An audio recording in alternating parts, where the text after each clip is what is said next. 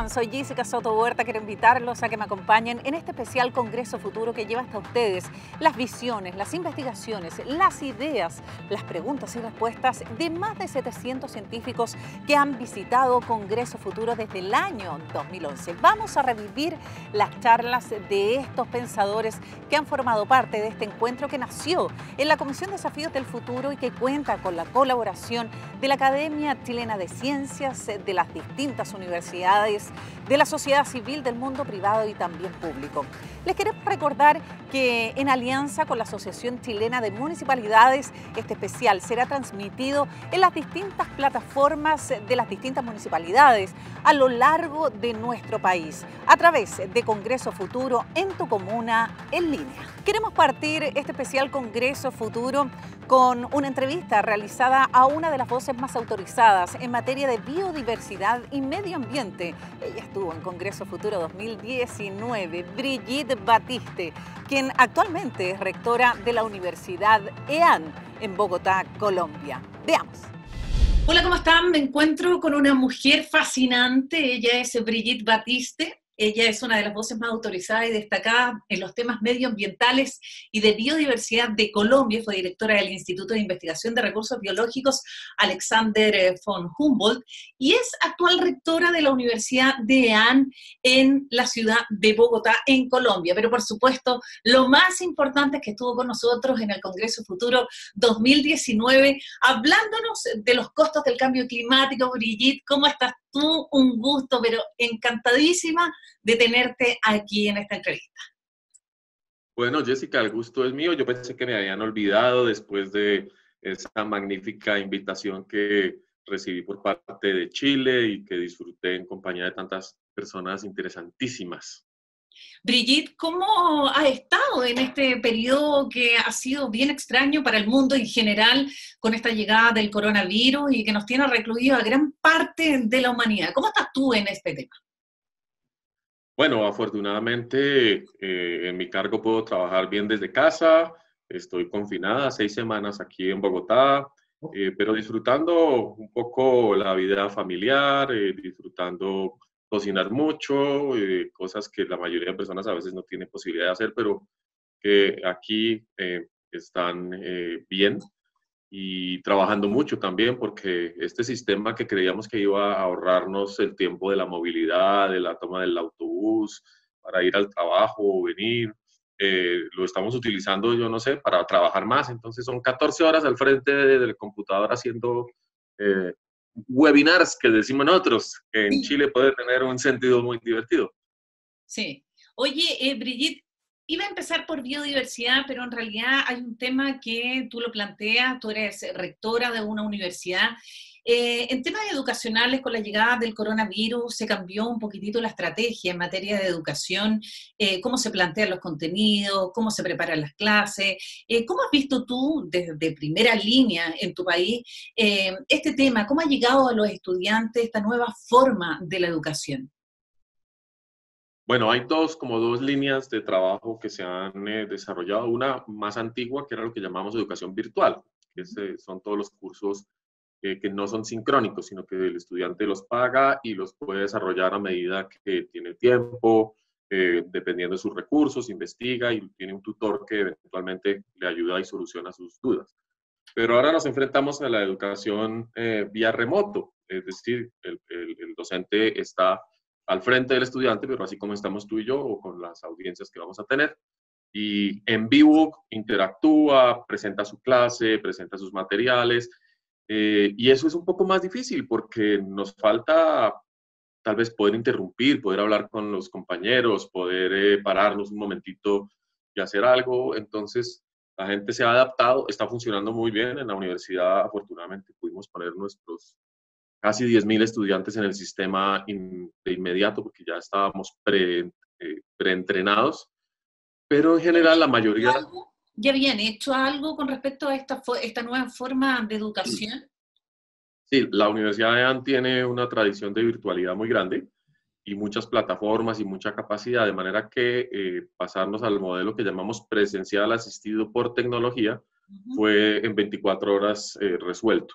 entregamos computadores a los estudiantes que no tenían, mejoramos la conectividad a Internet, la asistencia técnica, y todos los programas de la universidad, todo lo que es el bienestar, la cultura, el arte, también lo pusimos en línea. No es la misma experiencia, por supuesto, porque hay que esperar a que los laboratorios, por ejemplo, se puedan hacer de esta manera. Estamos llevando kits de laboratorios, impresoras 3D a algunos sitios de la ciudad para que los estudiantes ahí hagan sus prácticas y hagan algunas cosas. Todo hay que innovarlo. ¿Tú sientes que esta es la universidad del futuro? ¿Esta es la forma de adquirir los conocimientos? Es el principio, sí. Yo creo que vamos a hacer un modelo híbrido donde va a haber mucha virtualidad, va a haber interacción mediada por las redes, va a haber mucha realidad virtual. Nosotros ya estamos también diseñando instrumentos de realidad aumentada y realidad virtual para enseñanza, pero también momentos de interacción porque nos tenemos que encontrar. Entonces, la universidad se va a volver un punto más de pensamiento constante y de encuentro para discutir. Me imagino que con las distancias que imponga la pandemia hasta que resolvamos el tema definitivamente en 1 o 2 años. Pero esto nos va a ayudar a que esa universidad, digamos, emerja.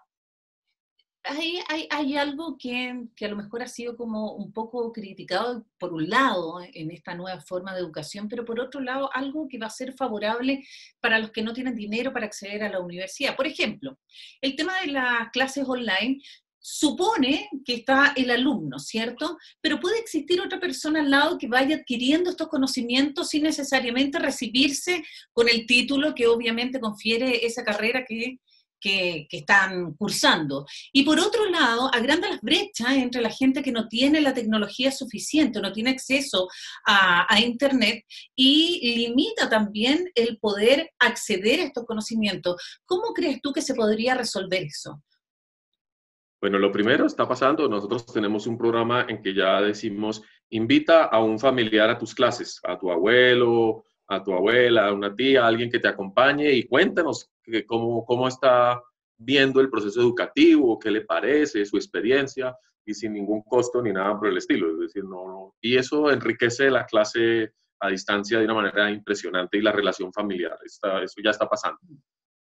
Y lo otro, indudablemente, la democracia digital tiene que tener una serie de inversiones públicas muy importantes. Tiene que garantizar que todos tenemos acceso a un ancho de banda mínimo, casi que como un servicio público, y tiene que garantizar acceso a ciertos mínimos de tecnología, bien sea en centros a los que podamos acudir, en los barrios, en las escuelas, o que todo el mundo tenga como parte de su instrumental de educativo lo mínimo una tableta o un teléfono inteligente de gama suficiente como para poder interactuar. Es que esto es lo que hace que hoy en día seamos humanidad, seamos sociedad.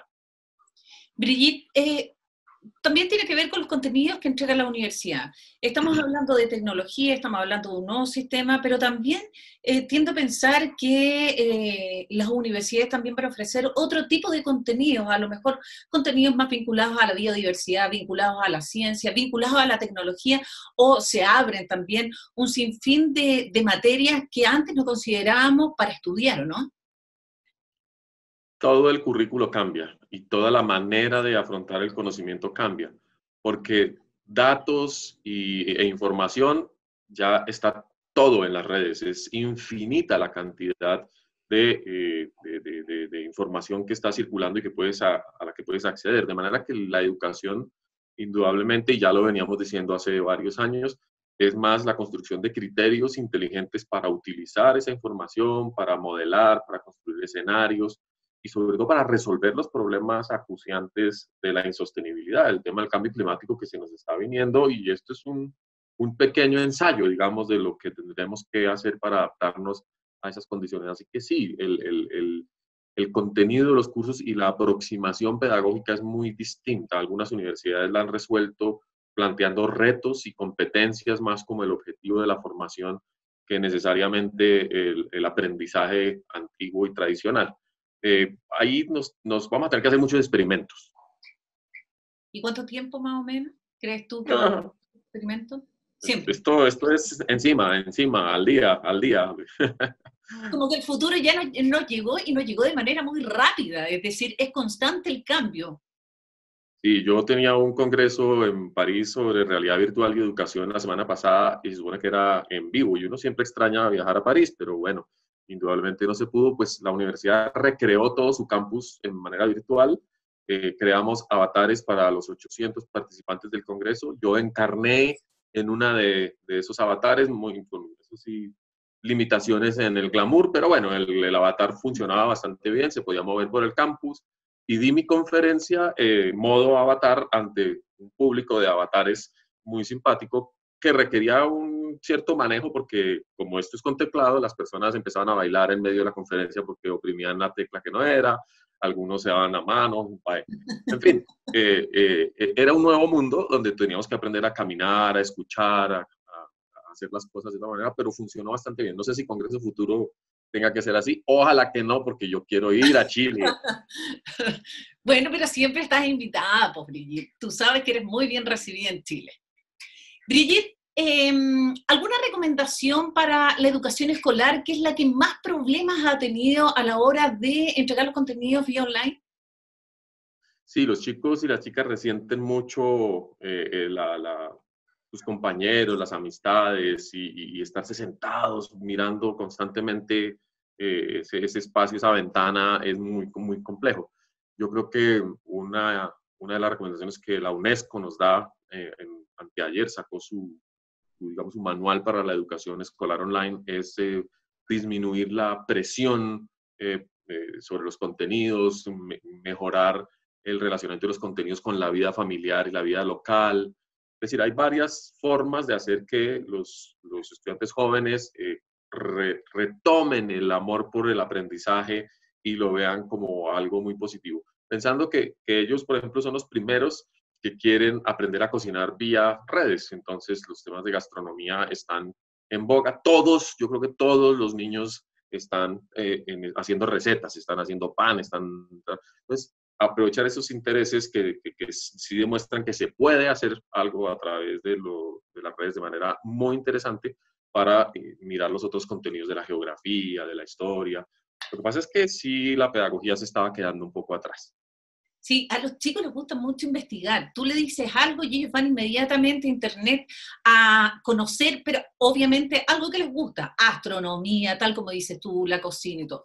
Brigitte. La biodiversidad, eso es lo máximo. Los bichos son lo máximo.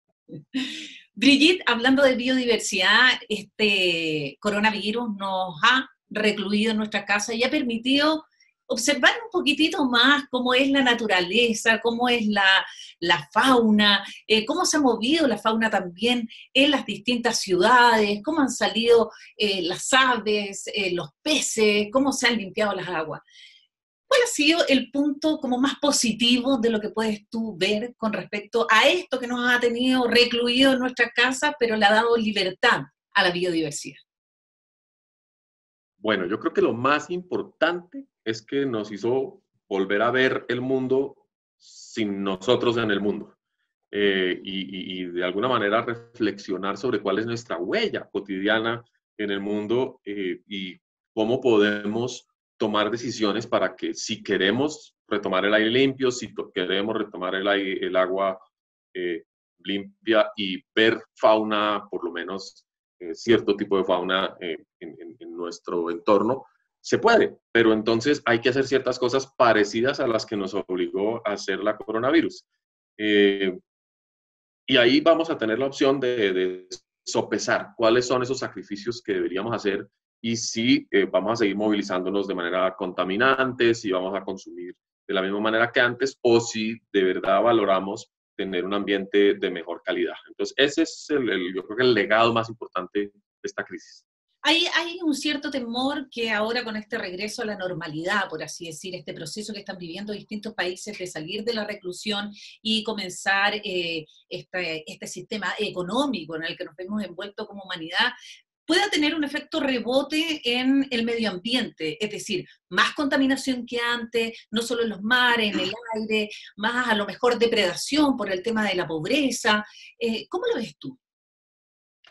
Sí, sí, es un riesgo importante porque vamos a quedar tremendamente endeudados financieramente, vamos a afrontar una recesión económica muchas quiebras de pequeñas empresas, va a haber, la informalidad está tremendamente golpeada y vamos a tener retrocesos en el bienestar que se había construido en las últimas décadas. De manera que es factible que muchos procesos de producción intensifiquen la transformación del mundo. El precio del oro está por las nubes y Colombia tiene una gran producción de oro y el 95% es ilegal y se está haciendo de una manera desastrosa en relación con la biodiversidad. Se están destruyendo ríos enteros y todo dentro de ese marco de la ilegalidad y el narcotráfico. Y es muy complicado gobernar ese proceso, de manera que tenemos mucho miedo a que toda esta gente que está ahora con problemas económicos empiece a migrar hacia las minas, hacia todos estos espacios y se intensifique la presión por el oro ilegal, por ejemplo, solo por poner un caso. ¿Tú sientes que la economía extractivista va a dar pasos agigantados en comparación con la economía sostenible? No, yo he visto en general una perspectiva cada vez más sensata y una reflexión importante en el mundo empresarial, sobre todo. Sigue habiendo capitalistas salvajes, por decirlo de alguna manera, pero en general también el empresario se da cuenta de que hace parte de un mundo lleno de vulnerabilidades, de que no solo por la COVID, sino el cambio climático, realmente podemos llegar a situaciones realmente muy drásticas donde hacer negocios es imposible. Entonces ha habido una migración y una exploración que yo creo que todavía es tímida, pero que tiene un potencial grande y ojalá se acelere ahora, de emprendimientos y empresarios con perspectivas de sostenibilidad. Ahora, ¿cómo lo vamos a hacer? Es la pregunta que nos hacemos entre todos. Yo creo que los gremios están empezando, por lo menos en Colombia, a preguntarle a las universidades, ¿cuál es el tránsito hacia un modelo más sostenible? Todos tienen políticas de sostenibilidad, hace 10 años era greenwashing, hoy en día es mucho más estructural y sí creo que vamos orientándonos a un modelo mucho más sostenible, puede ser una bioeconomía, una economía circular, en fin, hay muchas posibilidades para explorar ahí. ¿Tú crees que los gobiernos deberían considerar algo que ustedes en Colombia tienen y que ha sido bien recibido por los expertos en biodiversidad, que tiene que ver con el derecho a la naturaleza? ¿Tú crees que los gobiernos deberían considerar este tema como factor esencial para proteger la biodiversidad y el medio ambiente? Como mínimo, hay que promover una discusión profunda sobre lo que significa eventualmente otorgar derechos a la naturaleza y las implicaciones operativas de ello, porque pues nuestros países tienden a ser muy pródigos en normas y en leyes, a ser avanzados conceptualmente en sus perspectivas de qué es la naturaleza y de la justicia, pero luego cuando hay que poner en práctica esos procesos, pues es muy complicado. Entonces tenemos ríos con derechos, tenemos selvas con derechos, comunidades que están tratando de mover esos derechos, de representarlos, pero realmente no hay una estructura ni un interés general de la sociedad en ello y puede incluso generar el efecto contrario. La gente comienza a saturarse de esas noticias que están un poco distantes, dice otra montaña con derechos, ay, a ver, otra vez estos locos están saturando las cortes cuando deberían estar preocupadas por otras cosas. Entonces, hay que balancear un poco este tema. Brigitte, ¿cómo visualizas la humanidad del mañana a partir de esto? Uy, muy complicado esta bolita de cristal. He visto a los grandes científicos y pensadores todos dudando de cómo vamos a salir. Yo creo que ojalá, aunque sea un poquitito más consciente de nuestra vulnerabilidad, un poquitito más conscientes de que la solidaridad y el trabajo en equipo son la respuesta, son lo que traen rápidamente la innovación, porque sin trabajo en equipo la innovación se vuelve competencia salvaje y acabamos destruyéndonos los unos a los otros en el afán de quién vende el respirador más eficiente, de quién vende la terapia más activa. Entonces necesitamos una reflexión política de ese tipo. Y el cambio climático, pues como sabemos, nos va a romper en pedacitos. Esto es como decía, el primer ensayo. en 15 años estaremos seguramente mucho más sumergidos en las redes digitales, en las realidades virtuales. Ojalá que no se nos olvide que tenemos que mantener los pies en la tierra porque la tierra es la que nos sigue sosteniendo. El próximo año, el 2021, vamos a cumplir 10 años como Congreso Futuro. Bravo, ¿cierto? Oye, ¿cuál es a tu juicio las amenazas o la crisis que va a haber la biodiversidad en 10 años más? ¿Cómo lo visualizas tú? En el futuro, dices, las amenazas más graves. Nosotros cumplimos los próximos 10 años. más. Indudablemente la deforestación para nuestro continente sigue siendo la peor amenaza. La IPBES lo ha planteado, la destrucción de nuestras selvas, de los remanentes de ecosistemas silvestres, porque es en los ecosistemas silvestres donde se está ya recluyendo la riqueza genética y la funcionalidad compleja que requiere el planeta para restaurar una funcionalidad en tiempos de crisis climática. Entonces, definitivamente la protección de todos los ecosistemas silvestres es algo muy importante, no necesariamente en sistemas de parques nacionales y áreas protegidas. Necesitamos es que los sectores agrícolas, de infraestructura y de minería adopten la biodiversidad como una parte central de la seguridad de la sociedad. ¿Cuál es tu futuro posible? Retirarme, recibir una pensión, no, eso es cada vez más ilusorio. Espero escribir mucho, que la universidad pues prospere y logre encontrar nuevos nichos. Eso me parece apasionante, es un reto nuevo, llevo un poco más de 6 meses a cargo, entonces ahí habrá, espero, muchas gratas sorpresas. Y bueno, seguir escribiendo, ojalá, y haciendo todo lo posible para tener los méritos y que me vuelvan a invitar al Congreso. Pero por supuesto, las puertas están abiertas, Brigitte. Agradezco mucho este contacto desde Colombia. Y mira, te voy a mostrar algo, te dije que tenía una sorpresa. ¿Te acuerdas? ¡No! ¡Qué maravilla! Pero de este mismo regalo que tú me diste. Sí, y ya lo leíste, ya sabes tu futuro, esa es tu carta, a ver. No, preciosa. Pero ¿sabes por qué?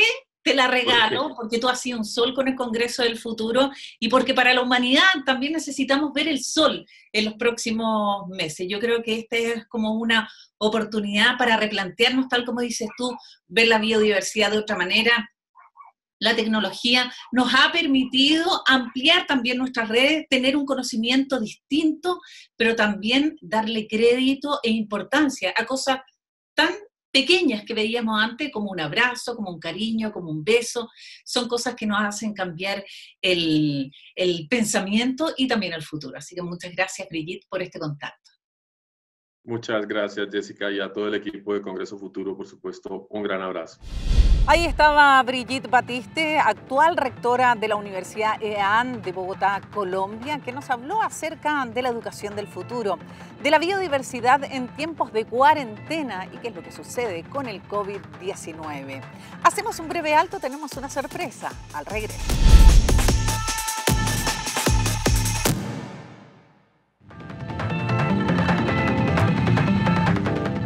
Estamos de regreso en este especial Congreso Futuro, un programa que se transmite también en las distintas plataformas de las diversas municipalidades de nuestro país a través de Congreso Futuro en tu comuna en línea.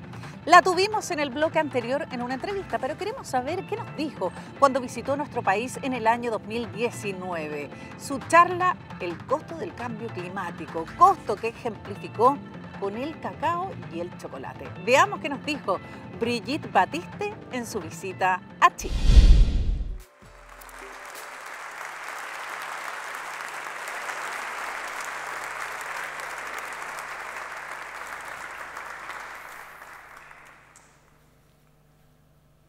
Muy buenos días, es un gusto estar aquí en Santiago en este Congreso del Futuro y quiero hablar con ustedes respecto del tema de los costos del cambio climático.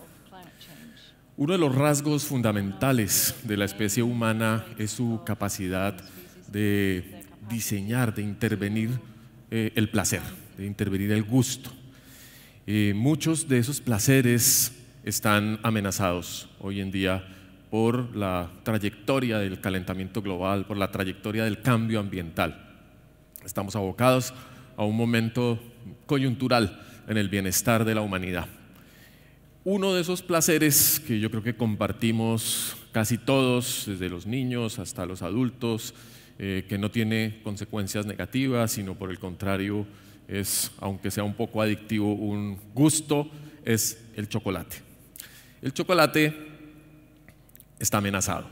El chocolate, la persistencia, la posibilidad de que exista cacao para el mercado mundial, para nuestros postres, para nuestra gastronomía en el año 2050 es baja, por muchos motivos.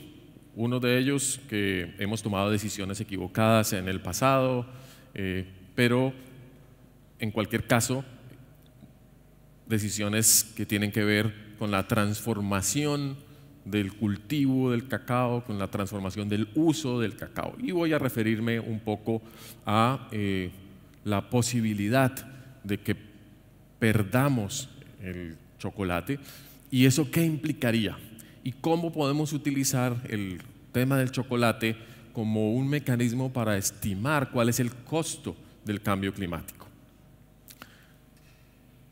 Si perdemos el chocolate, tendríamos un vacío prácticamente incalculable, no solo por el dinero que hay involucrado en la industria del cacao global, sino por el gusto que implica, por el goce que implica tener chocolate. Hace 5.300 años algunas tribus indígenas en el Perú y en Ecuador comenzaron a domesticar el chocolate. El chocolate es un producto típicamente americano, es un producto típicamente tropical, es un producto que proviene del Amazonas. En el mapa ustedes pueden observar en colores las zonas donde están las especies de chocolate. Hay varias especies del mismo género, Theobroma, que quiere decir la bebida de los dioses, que existen en este momento en la selva amazónica. Y en el mapa de abajo podemos ver la importancia mercantil, por lo menos de una industria gigantesca que hoy en día existe alrededor del chocolate. Uno de los problemas, sin embargo, es que la genética del chocolate fue decidida hace cerca de 50 años y se extrajo de unas pocas plantas que son las que hoy en día estamos cultivando en todo el planeta y hacen muy vulnerable el cacao a los hongos, enfermedades y condiciones climáticas de donde se produce. Cuando vamos nuevamente al Amazonas a recoger los genes para mejorar, para arreglar, digamos, la producción de cacao, nos encontramos con un problema gravísimo. La gente está deforestando. Se está deforestando la Amazonia a una velocidad gigantesca para sembrar cacao. Miren la paradoja, no estamos encontrando los genes que se requieren para recuperar la producción de cacao porque queremos sembrar cacao en un sitio donde ya hemos eliminado el bosque. Es una de las contradicciones ambientales que estamos experimentando en este momento y que hacen referencia a la insostenibilidad. Es claramente un ejemplo de cómo un sistema de producción, cómo una economía se puede hacer insostenible.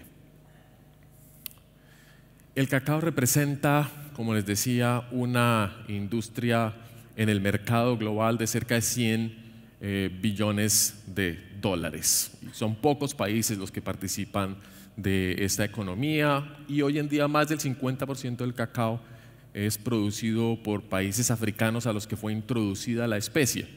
Pequeños productores de cacao en general que tienen sus granjas, que tienen me están amenazando. Que tienen sus granjas y venden el cacao a los intermediarios y a las grandes empresas que hacen las chocolatinas que nos llevan todos los días al supermercado. Cerca de 4 millones de personas dependen económicamente en sus ingresos del cacao, pero los productores solamente reciben entre un 3 y un 6% de los beneficios que se derivan de la industria del cacao. Ya aquí tenemos un tema de distribución social también delicado. Pero la industria también distribuye, genera empleo, genera comercio, genera una cantidad de resultados importantes de los cuales dependen cerca de 50 millones de personas. Yo no sé cuál será el tamaño del mercado de cacao, del consumo de cacao en Chile, pero hay estadísticas por todas partes. ¿Qué pasa con el cacao y el cambio climático? Ahora sí, el cacao es tremendamente susceptible a las modificaciones ambientales, a las modificaciones de humedad, a las modificaciones de pluviosidad, a las modificaciones de luminosidad que provienen del entorno climático. Eso ha restringido, de hecho, su expansión en muchos países. El cacao es un árbol perenne, dura muchísimos años, es de producción lenta y por tanto requiere cierta estabilidad climática. Ahí está la primera amenaza. El clima está cambiando, por tanto el cacao está comenzando a sufrir los embates de ese calentamiento global. Pero el cacao también es una planta muy silvestre que crece en la selva, es una planta que debe cultivarse dentro de la selva y los cambios que hemos hecho en el cultivo del cacao han hecho que no tenga las relaciones ecológicas que lo protegen. Y aquí en esta imagen ven ustedes, digamos, la complejidad de aspectos que permiten que exista el cacao. El cacao requiere unos microorganismos en el suelo muy particulares. El cacao requiere un ciclado de nutrientes, de nitrógeno y del fósforo que se da en condiciones térmicas muy particulares. Requiere cierta cantidad de lluvia, requiere que los monos y los loros distribuyan las semillas lejos para que haya intercambio genético. Y sobre todo requiere polinización. Este mosquito que tenemos acá es probablemente el polinizador más importante del cacao, pero no es el único. Es uno de 34, 35 insectos que se han identificado que polinizan el cacao, que tiene una florecita muy mañosita, decimos nosotros, que dificulta la polinización. Este insecto es primo del zancudo que transmite el dengue, pero nos transmite a nosotros el chocolate. Entonces hay que equilibrar un poco o hacer justicia con los mosquitos. Pero para vivir este mosquito requiere que haya hojarasca en el piso de las plantaciones, requiere que haya pozas de agua en pequeños recipientes, normalmente en troncos, en charcos, requieren unas condiciones muy particulares que solo se obtienen en el ecosistema original, en el ecosistema silvestre. Cuando destruyes las condiciones ecológicas, destruyes al polinizador y la producción de cacao se va al suelo. Entonces uno debería decir, tenemos que compensar adecuadamente el servicio de polinización, las contribuciones que nos está haciendo este insecto al bienestar y al disfrute del cacao. Pero no solamente los aspectos biológicos son fundamentales en la persistencia de un producto, los aspectos culturales son indispensables. Cómo se llegó al conocimiento del cacao, qué clase de planta es, cómo vive, todo ello es un modelo mental, todo ello es el resultado de una forma de entender el mundo. Y el cacao nos muestra que hay muchas formas de tratar de producirlo. Está en un proceso aún de domesticación, si lo pensamos desde una lógica occidental, o de un proceso de aprovechamiento y de simbiosis, si lo pensamos, por ejemplo, desde la perspectiva de muchos pueblos indígenas. Necesitamos construir un modelo de esa cacaósfera a la que he hecho referencia anteriormente, un modelo ecosistémico y social que nos permita recuperar el cacao para tener chocolate. ¿Qué hay en la mente de las personas que cultivan chocolate o que lo procesan o que aspiran beneficiarse del buen manejo ecológico que se haga? De cierta manera, lo que estamos necesitando es un modelo de comunicación colectiva en el que todos los actores de la cadena productiva del chocolate entiendan lo que les acabo de mencionar, entiendan la importancia del mosquito, entiendan la importancia de los microorganismos, entiendan las interacciones ecológicas y sociales que nos llevan a tener barras de chocolate. Eso es como la telepatina, como la idea de un gobierno en el cual todos tenemos la posibilidad de conversar y de construir un modelo mental en tiempo real y compartido. Esta imagen es del pintor Pablo Amaringo de Perú y es una imagen del uso de la ayahuasca, que es típica de los pueblos originarios de donde hay cacao. La ayahuasca, se dice, permite una comunicación perfecta entre los miembros de una sociedad para que todas las decisiones estén acordadas de manera positiva para la gente. No es que todos tengamos que tomar ayahuasca, por supuesto, pero sí que necesitamos mejorar la calidad de nuestras decisiones, la calidad de la comunicación para tomar decisiones entre ciencia y política.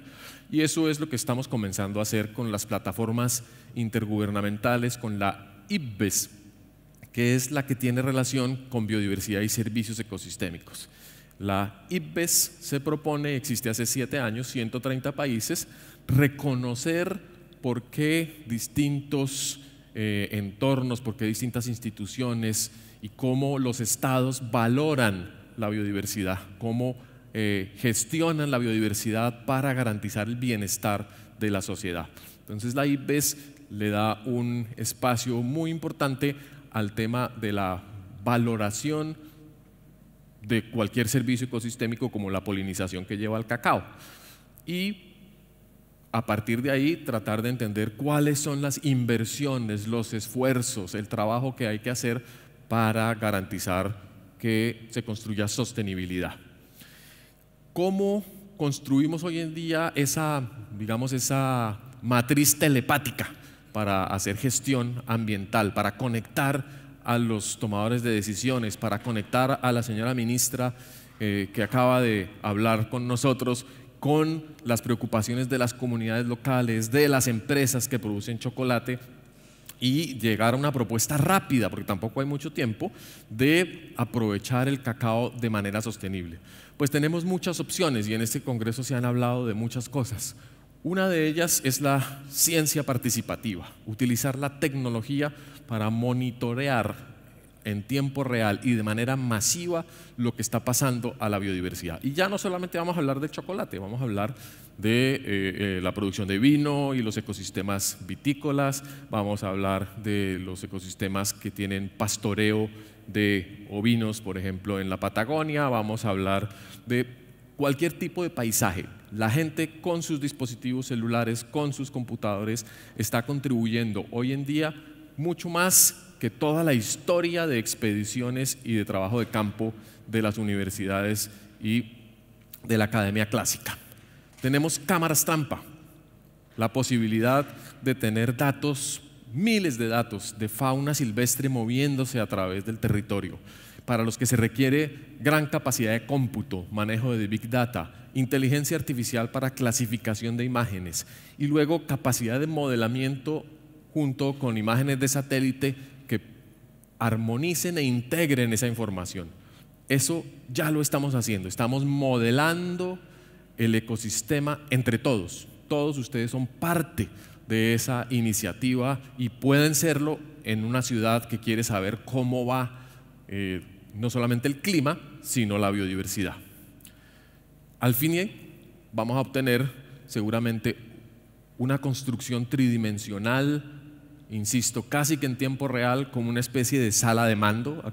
Ustedes veían Star Trek, el famoso sitio donde se encontraban para hacer entrenamiento y simulaciones, en el cual vamos a tener ecosistemas virtuales, donde podamos enseñarle a los niños cómo funciona el ecosistema y qué estamos haciendo en ese ecosistema.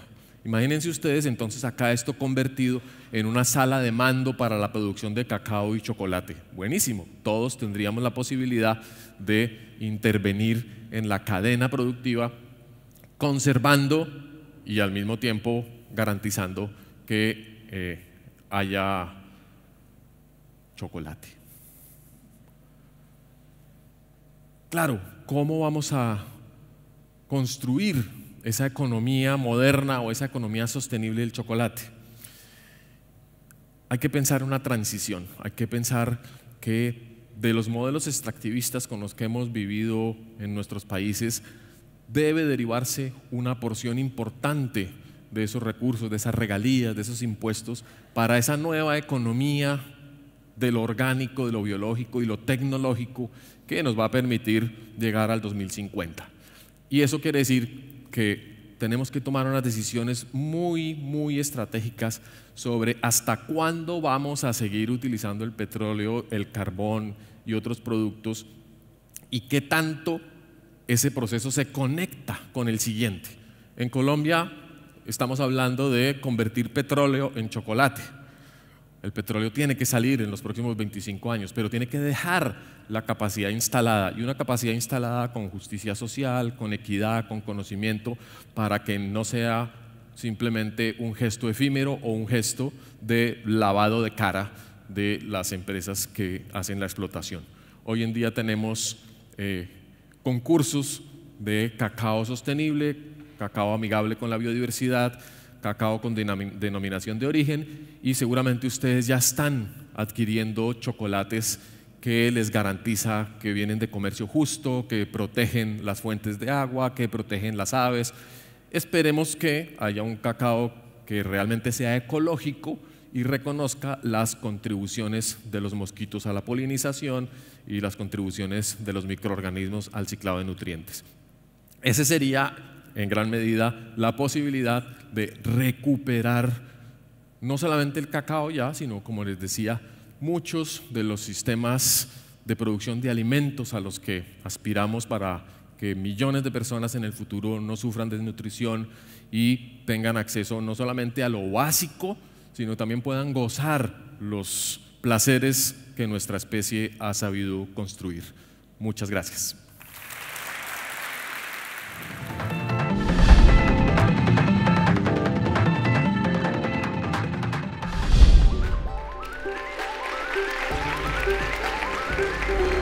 Bueno, muy buenas tardes a todos y todas.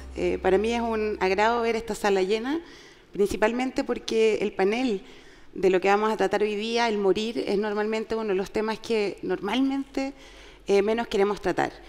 Hay buenas razones por las cuales hablar de la muerte complica. La muerte está relacionada con eventos dolorosos, con la pérdida de los que queremos y, por supuesto, con una de las cosas que quizás más nos puede poner en problemas, que es el fin de la propia existencia. Sin embargo, en estos pocos minutos que tengo y que hemos tenido todos los expositores, de verdad un desafío en poco tiempo tratar de transmitir un mensaje que sea valioso, es que esta pregunta se pueda responder. Darle razones, ojalá buenas razones, de por qué sí es importante y necesario pensar y reflexionar en la muerte. Entonces, evidentemente mis tradiciones son dos. Una es la filosófica y la otra la bioética. Desde la filosófica hay muchas razones desde las cuales yo podría decirles cuál es el significado y la importancia que tiene pensar en la muerte. La lista de filósofos es enorme. Esto ni siquiera es representativo de todos los pensadores que se han ocupado en tratar el tema y la problemática de la muerte. Pero son los pensadores con los cuales yo dialogo principalmente. Wittgenstein, Sartre, Heidegger, Pascal, Kierkegaard, son algunos de los nombres. No vamos a entrar en detalle porque no tenemos tiempo, pero me es importante decir que lo que un filósofo hace, o como yo al menos entiendo la filosofía, es siempre en el diálogo con estos autores, y en la medida en que nos tienen cosas que decir todavía, me parece que son relevantes e importantes.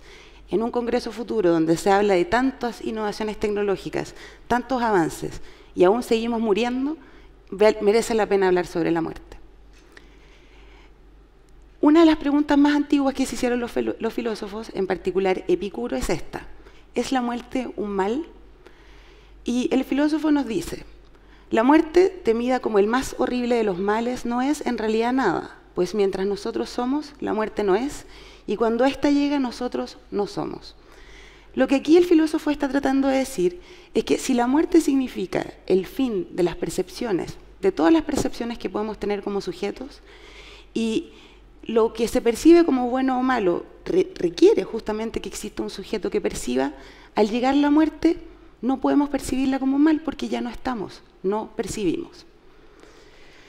esta, digamos, aproximación a la muerte puede permitir quizás no temerle y puede quizás contentar a algunos, pero a muchos quizás no necesariamente, porque, como decíamos antes, la muerte significa el fin radical de todas nuestras posibilidades.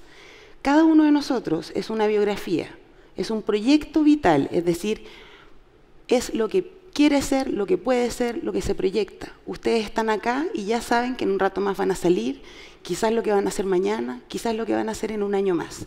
Esos proyectos vitales, esas posibilidades, todas las que son, con la muerte cesan. Precisamente esa conciencia anticipada sobre la muerte, es decir, nosotros no necesitamos un peligro inminente para saber que vamos a morir. No necesitamos la amenaza de alguien que con un cuchillo atente contra nuestras vidas. Lo sabemos de antemano y eso precisamente agobia. ¿Y en qué sentido uno puede decir que la muerte es un mal? Bueno, en el sentido en que uno dice que priva de una existencia valiosa. ¿Cómo es eso de una existencia valiosa?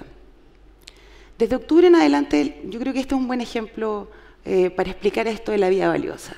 Desde octubre del año pasado, los lemas en las calles dicen hasta que valga la pena vivir. ¿Qué significa esto? Significa que la vida para un ser humano no basta solamente con su existir biológico. A nosotros no nos basta con respirar, no nos basta con reproducirnos. Nosotros necesitamos tener y darle un sentido a nuestra vida. Para que la vida sea un bien, la vida humana, tenemos que tener intereses, deseos y, repito, sentido. Si carece de esas cosas, la vida no necesariamente es valiosa. Entonces vemos cómo empezamos a hablar de la muerte y hemos llegado a la vida. Entonces pareciera ser que pensar en la muerte, y esa es la tesis que quiero proponerles, por más que agobia, revitaliza para la existencia. Y como les contaba, yo dialogo con algunos filósofos. Heidegger, por ejemplo, hizo muchísimas cosas y una de las interesantes que plantea es resaltar el significado de la muerte para nuestra existencia. Él dice, animales, plantas, personas también dejamos de existir, pero solamente el ser humano muere de una forma especial porque precisamente reconoce lo que somos, finitos, acotados, mortales. La única gran certeza de la existencia, según Heidegger, es precisamente la muerte. Y de hecho nosotros podemos decir que cuando nacemos no sabemos qué vamos a estudiar, si vamos a estudiar, si vamos a ser felices, nos vamos a enamorar, no sabemos nada. Pero lo único que sí siempre sabemos a ciencia cierta es que en algún momento vamos a morir. Y curiosamente no sabemos cuándo. Esa es como de las paradojas de la existencia, ¿no? Una certeza, sabemos que vamos a morir, pero no sabemos cuándo. Lutero decía, la muerte llega como un ladrón en la noche. Entonces el morir para un humano, o para nosotros, hasta donde sabemos, por supuesto, significa reconocer que somos finitos, que somos mortales, y esto puede ser muy agobiante, pero yo creo, y eso es lo que quisiera también transmitir, que despierta al más acá. Despierta, esta misma palabra que desde octubre en adelante ha sido muy importante. ¿Qué significa que despierta para el más acá? Significa que quienes ven en la muerte un momento de trascendencia, una puerta, por ejemplo, para un más allá, para una reencarnación, tienen varias otras posibilidades de seguir existiendo, de seguir sus deseos, de cumplir metas, porque la vida pareciera que les continúa, ¿verdad? Pero si uno piensa que la muerte efectivamente es un límite, efectivamente es el fin de las posibilidades, inmediatamente esta vida que tenemos nosotros cobra más sentido, tiene más fuerza y más importancia. En el más acá, aquí en la Tierra, en el contexto en el que estamos. Y bueno, para graficar esto un poco más claro, se me ocurrió hacer un gráfico. Me disculpan, los filósofos no nos entrenan para hacer gráficos ni presentaciones en PowerPoint. Esto es un tremendo esfuerzo, con mucho cariño. Vamos a imaginar que esa línea, esa flecha burdeo, es la vida de Luz. Luz es una mujer que nace y muere a los 90 años. Evidentemente en la vida de Luz pasan muchas cosas. Luz se casa, estudia medicina, se divorcia, se casa de nuevo. La vida es compleja, lo sabemos. Se va a Ecuador, retorna a Chile, y bueno, pasan 1000 cosas en esos 90 años de existencia de Luz. Lo que yo quiero decir es que todas esas decisiones que Luz tomó en su vida implicaron la biografía que ella tiene, acotada, y donde ciertas posibilidades Por ejemplo, estudiar medicina significó no estudiar otra cosa, o casarse con una persona o divorciarse implicó que luego ella se fuera quizás a Ecuador. Las decisiones que nosotros tomamos en nuestra vida siempre significa tomar algunas posibilidades y cerrar muchas otras. Si nosotros pensamos que desarrollamos la tecnología por medio, digamos, de tecnología genética o quizás virtual, y creamos una luz 9.0, donde esa flecha verde vendría siendo su vida. Luz nace en algún momento o es creada y vive infinitamente. Luz es inmortal. La flecha pequeñita burdeo que representa la biografía de luz significa una cosa muy pequeña dentro de la biografía posible de luz 9.0. ¿Qué quiere decir esto? Que las posibilidades que toma luz no son tan relevantes en la vida de luz 9.0 porque puede tomar infinitamente otras posibilidades. ¿Entienden? Entonces, nosotros no somos luz 9.0, somos mortales. Por lo tanto, cada una de las decisiones que tomamos configura nuestra vida. Y la muerte o la conciencia de la muerte nos permite tener plena claridad de que esta vida que tenemos es única e irrepetible. Eso puede ser agobiante, pero insisto, también nos posiciona con una responsabilidad absoluta ante cualquiera de nuestras decisiones. Nos hace ser totalmente conscientes de que nuestras posibilidades son acotadas y por lo tanto valiosas. Nos compromete con la acción y nos hace responsables. No tenemos 2 o 3 o 4 vidas para hacer ensayo y error, es esta. Y por lo tanto, el nivel de compromiso que podamos tener con nuestras acciones no es a nadie más que desde nosotros mismos. Pero yo también decía que hay razones pragmáticas. Las otras son razones filosóficas, que en el fondo permite pensar en la muerte, un volver a la vida y darle un sentido de acción en lo que ustedes consideran que es valioso. Las razones pragmáticas son de otro tipo. Las tecnologías médicas, desde el siglo XX en adelante, han permitido muchos avances y asuntos que nosotros encontramos maravillosos. Reducir la muerte prematura, prolongar la existencia, vivimos más que nunca. Sin embargo, también tenemos otros desarrollos, como por ejemplo la reanimación. Antes las personas, tienen que imaginarse, fallecían cuando había un paro cardíaco y fallecían. No había forma necesariamente de reanimarlos. Ahora tenemos tecnologías para reanimar. Tenemos también técnicas de soporte de funciones vitales, como respiración artificial. Tenemos nuevos estados de muerte. Antes teníamos solo la muerte cardíaca, ahora tenemos la muerte cerebral, por ejemplo. Todos estos asuntos, digamos, como de los nuevos avances de la tecnología médica, nos obligan también a pensar qué significa la muerte, y en particular esta pregunta: ¿qué es eso del buen morir? Si antes se pensaba que quizás el buen morir era que era la visión tradicional, cuando uno envejeciera, ojalá en el sueño, ojalá en la casa, esas cosas son cada vez menos cotidianas. Las personas morimos en hospitales, en instituciones, y a veces bajo decisiones, a veces no bajo nuestras propias decisiones. Y eso a mí me parece grave. En sociedades pluralistas como las nuestras, ¿qué significa eso? Sociedades que tenemos distintas valoraciones de lo bueno y lo malo, donde mi proyecto vital como filósofa quizás es distinto del proyecto vital de un músico, de una persona católica, pero en la medida en que mis proyectos o nuestros valores no interfieran con la vida de los otros, tendrían que ser legítimos. Y eso es un desafío político, asegurarnos a cada uno de nosotros desarrollarnos con nuestros diversos valores y nuestras diversas formas de entender la buena vida. La buena vida y el buen morir se han vuelto asuntos subjetivos. No existe una sola forma de vivir bien ni una sola forma de morir bien.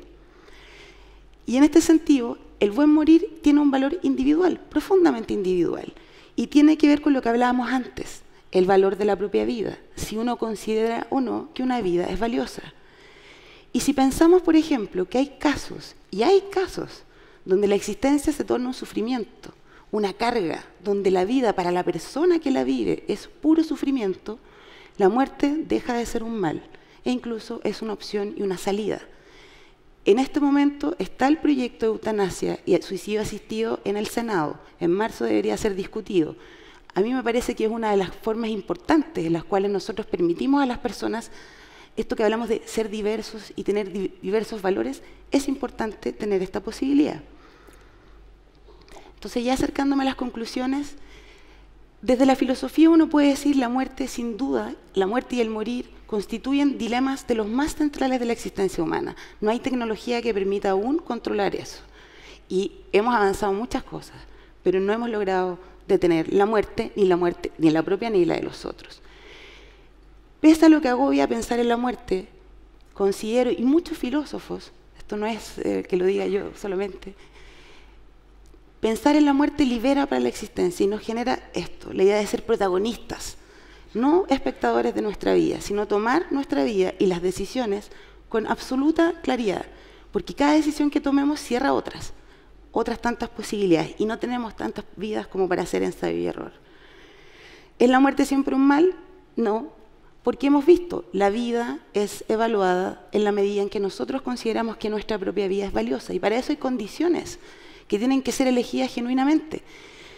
Eso significa seguir la vida tal como uno cree que merece y vale la pena.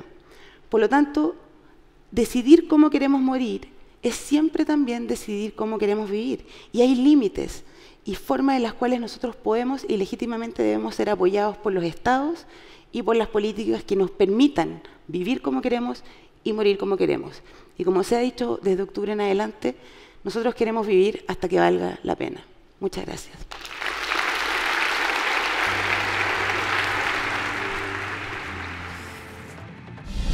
Decidir cómo queremos morir es decidir también cómo queremos vivir. Ahí estaba Diana Urenque, quien estuvo en Congreso Futuro este año 2020 hablando de morir. Esta doctora en filosofía y también vicedecana de investigación y posgrado de la Facultad de Humanidades de la Universidad de Santiago. Les recordamos que estamos revisando lo que han sido las exposiciones de los más de 700 científicos, investigadores, expertos nacionales e internacionales, quienes nos plantean los desafíos del futuro en las distintas disciplinas de la ciencia.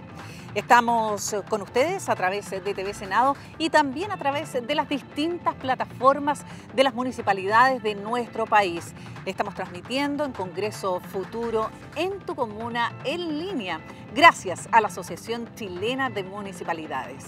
Gracias por habernos acompañado en este especial Congreso Futuro y los dejo invitados a que nos juntemos en otra edición para revisar más de lo que han sido los desafíos del siglo XXI.